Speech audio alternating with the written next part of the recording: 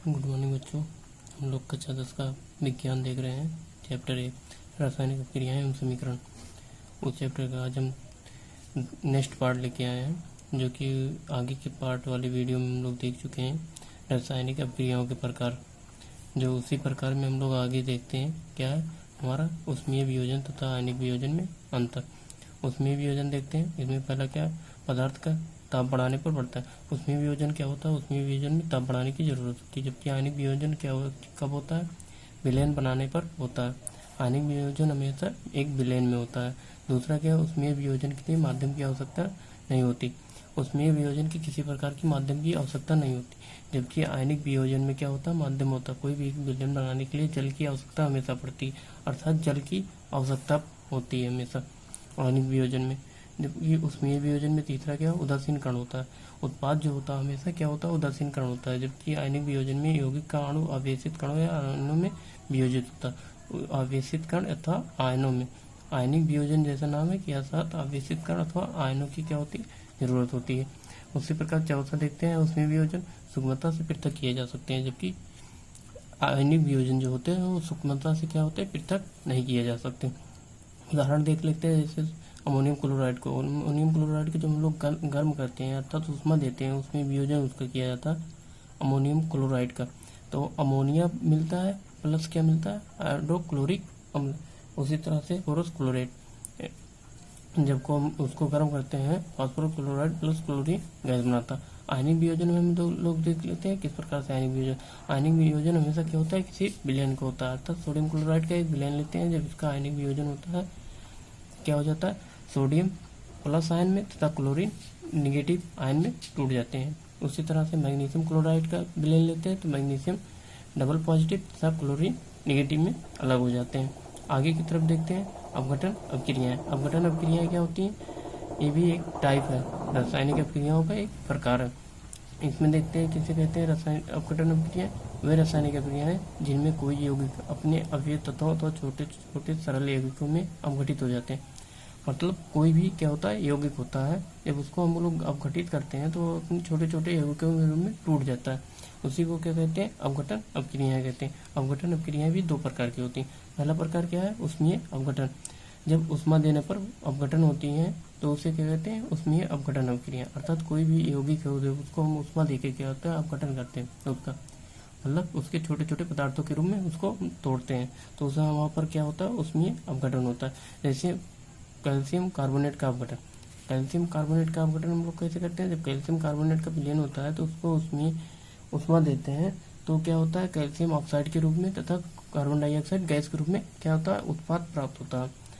अर्थात उसी तरह से दूसरा हम लोग देख लेते हैं पोटेशियम क्लोरेट। पोटेशियम क्लोरेट का जब ऊष्मीय अपघटन किया जाता है तो उसको हम लोग गर्म कहते हैं, पोटेशियम क्लोरेट KClO3। हमारा क्या है, potassium chlorate. Potassium chlorate formula आप लोग देखते चलिएगा, जिससे आगे आपको लोग को बहुत, अर्थात कोई भी यौगिक का सूत्र हो उसको याद करते चलिएगा।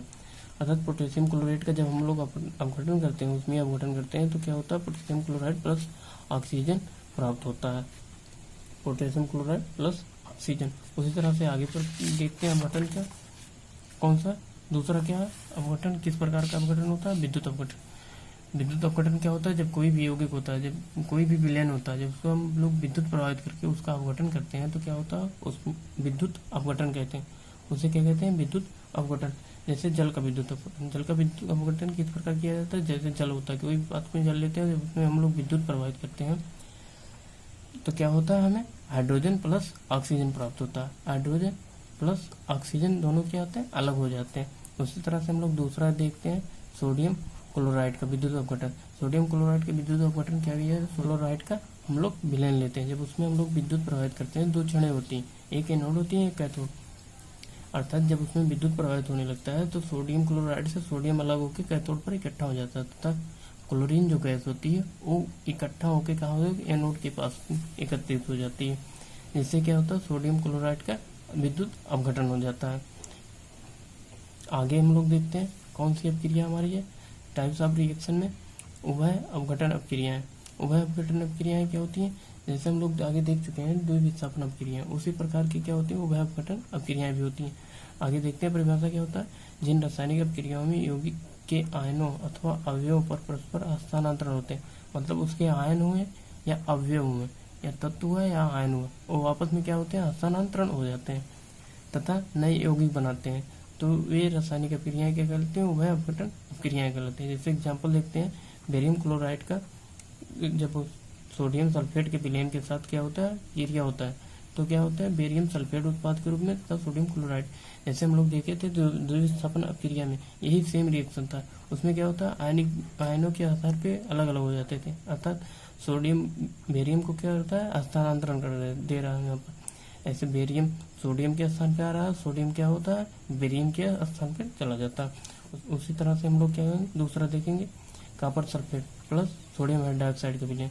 जब दोनों विलयन को आपस में हम लोग क्या करते हैं, क्रिया कराते हैं या रख के किसी प्रकार उभय अपघटन अपक्रियाएं करते हैं दोनों, तो क्या बनाते हैं, copper hydroxide plus sodium sulphate.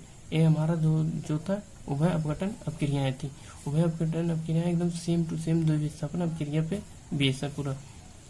उसी प्रकार से हम लोग संचारण हम लोग देखते हैं बहुत सारे लौह पदार्थ का उपयोग करते हैं। हम लोग क्या होते हैं, लौह पदार्थ का उपयोग करते हैं।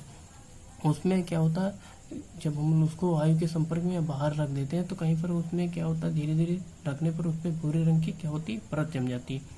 वही क्या होता है, हमारा जंग होता है, जो कि संचारण की वजह से ऐसा होता है। ऐसे हम लोग देखते हैं तांबा हुआ या चांदी हुआ, जब उसको हम लोग वायु के संपर्क में रहते हैं, नमी के संपर्क में रखते हैं, तो उसमें क्या होने लगता है, धीरे धीरे उसकी परत होती है काली पड़ने लगती है। वही क्या होता है, संचारण होता है। अर्थात संचारण से जो धातु या कोई भी धातु होता है जिसमें क्या होता है, ह्रास होता है, उसी को हम लोग क्या कहते हैं, संचारण कहते हैं। अर्थात रासायनिक केमिस्ट्री में परिभाषा देख लेते हैं, अपने आसपास अम्ल आर्द्रता आदि के संपर्क में आने पर जो वस्तुएं संचारित हो जाती हैं उसी को हम लोग क्या कहते हैं, संचारण कहते हैं। संचारण से बचाने के लिए क्या होते हैं, उस पर बहुत तरह के लेप लगा देते हैं, ठीक है, जिससे कि वायु के संपर्क में ना आए या नमी ना लगने पाए। इससे संचारण से क्या होता, धातु बची रहती है। विकृत गंधिता, जैसे कोई वसा युक्त पदार्थ है, वसा युक्त पदार्थ है, कोई हमारा वसा युक्त पदार्थ है अथवा तेलीय पदार्थ। जब कोई भी वसा युक्त या तेलीय पदार्थ बहुत दिनों तक तो वायु की उपस्थिति में या बाहर खुले में रखे होते हैं, तो क्या होते हैं, उसमें फफूंदी की तरह जमने लगता है, उसमें एयर की तरह बुलबुले बनने लगते हैं, ठीक है, फूलने लगता है। अर्थात उसमें एक गंधिता, मतलब एक गंधान टाइप होने लगता है, ठीक, जिसे हम लोग कहते हैं विकृत गंधिता कहते हैं।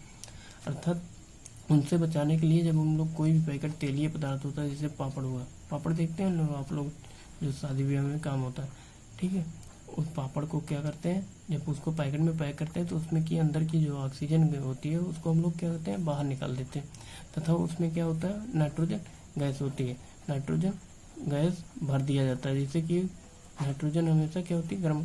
अर्थात किसी प्रकार का कोई भी क्या होता है, उसमें ऑक्सीजन या नमी किसी प्रकार का कोई रहा नहीं जाता, जिससे कि उसमें विकृत गंधिता उत्पन्न नहीं हो पाती। आगे